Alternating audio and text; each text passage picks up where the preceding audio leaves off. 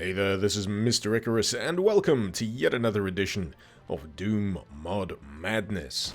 This time round, we are checking out Doom Tournament, and by the name alone, you may be expecting something along the lines of a multiplayer gameplay mod, but no, this is in fact a mod that seeks to import the weaponry of Unreal Tournament into Doom.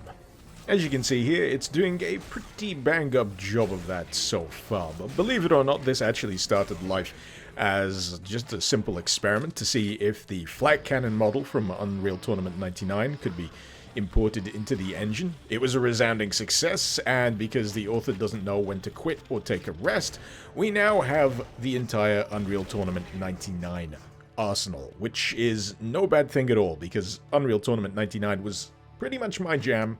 In fact, it was my only jam for quite a while, because back in the day I was running a thoroughly potato-powered PC, and it was a minor miracle that I even got Unreal Tournament 99 to run, but thankfully I did, and I pretty much fell in love with it, because the weapon's friggin' badass. I mean, look at the pistol, you can hold it sideways for rapid fire, and it's badass. What more do you need to know? We've also got the bio rifle here, which just thoroughly melts faces, with or without the damage amplifier for that matter.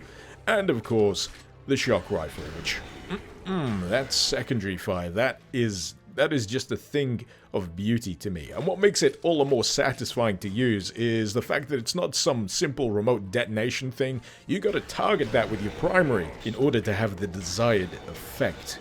Next up, we've got the pulse gun, which does a fine job of making pew pew actually feel like Decker, which is nice. It's also got a pretty sweet rotary barrel, and it doesn't really feel as fun to use as the shock rifle. Even the alt-fire lightning gun-esque beam feels a little lackluster in comparison. Now, you may think that's an unfair statement, considering the footage of the other weapons had the benefit of the damage amplifier to make them even more fun to use, but even without that damage amplifier, those previous weapons did feel like they just had more punch to them. It's an issue that my next weapon here most certainly does not suffer from. This is the Ripper. Does it rip? Oh yes. It also tears, but chiefly it pops enemies like gore-filled balloons. Just in case you were wondering, yes, this is achieved through use of the Ketchup gore mod, and I wouldn't have it any other way. Because look at it.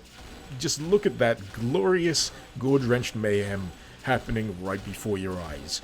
We've got the explosive disc secondary fire, you've got a primary fire that can ricochet off walls, and Icarus is in his happy place right now. Very much so. Now, you know me, I enjoy my DACA, and miniguns in most cases are a very fine place to look if you're in the mood for it, but unfortunately, much like the pulse gun here, other weapons seem to overshadow the effects of using it. I mean, it looks the part, it sounds the part, it's just the results of your bullets interfacing with enemy faces doesn't quite have the same chunky, blood-drenched results. The same kind of thing goes for the flat cannon here, a weapon I was really looking forward to using, because back in Unreal Tournament, this thing would slice and dice, turning your enemies into meaty chunks at close range. But even with the aid of the Ketchup gore mod here, the results are oddly underwhelming. On a separate note, however, I discovered that the bio rifle here actually has uses beyond just melting enemy faces with its green goop. Said green goop can also be used to plant mines of a fashion about the place, and if you use the alt, you can place greater quantities just splattered around. Further to that, you can actually use the green goop to block Revenant homing projectiles, which is actually pretty damn cool.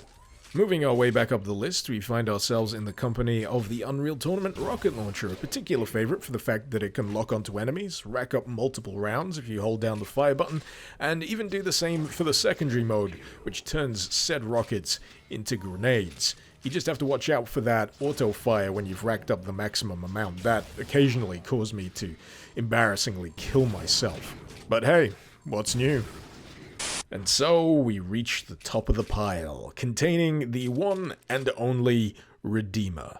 The Redeemer is essentially a nuclear cannon, one that has the wonderful secondary fire ability of launching a guided nuke, which you can then just pilot right into the gullet of your nearest enemy and cause all manner of death and destruction. The only downside being that you don't really get to witness it firsthand because the feed turns to static, but there's usually a good reason for not wanting to be too close to the action with this thing, and that's because it has the unfortunate side effect of killing you should you stand too close.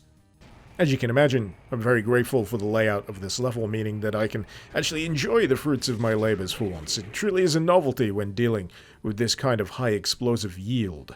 Really, the only downside to the Redeemer for me, other than the screaming, burning death of standing too close to the blast wave, is the fact that once I get the Redeemer, it's all I really want to use. But in all honesty, this isn't the kind of weapon mod you put on for the balanced gameplay experience.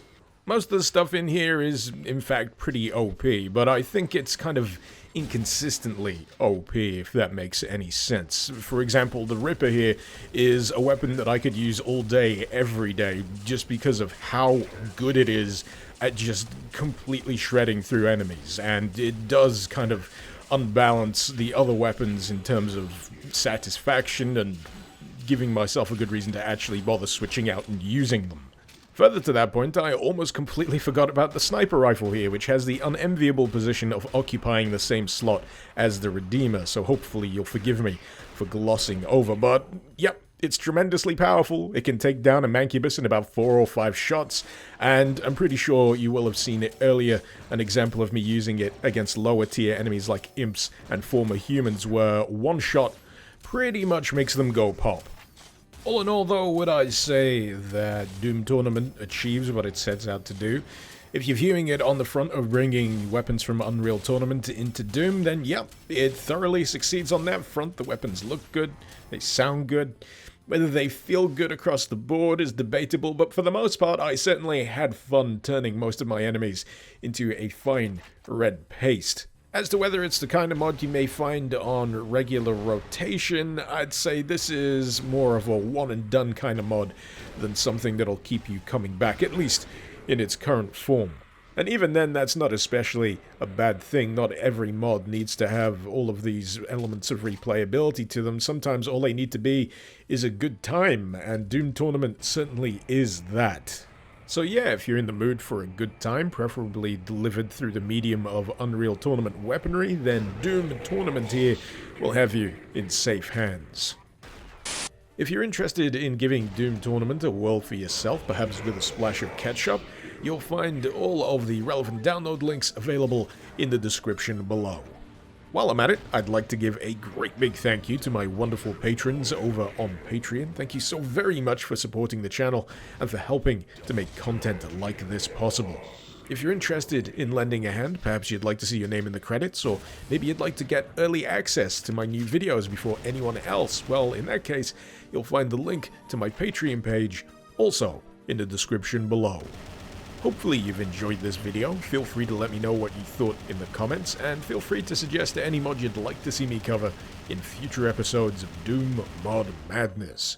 This has been Mr. Icarus. Thank you very much for watching. Icarus out.